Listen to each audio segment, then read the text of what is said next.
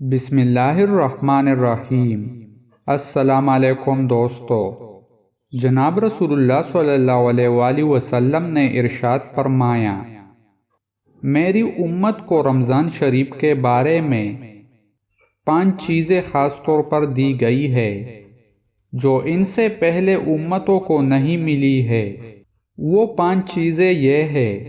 Number 1، روزہ دار کے منہ کی بدبو اللہ تعالیٰ کے نزدیک مشک سے زیادہ پسندیدہ ہے۔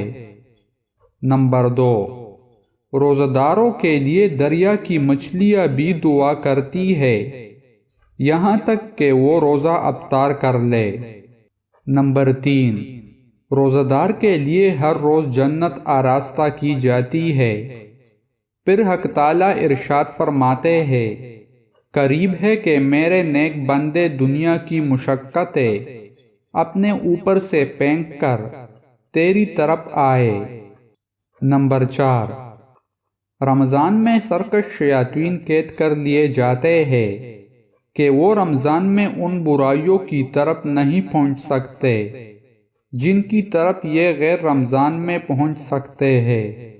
نمبر 5، رمضان کی آخری رات میں روزہ داروں کی مغفرت کی جاتی ہے۔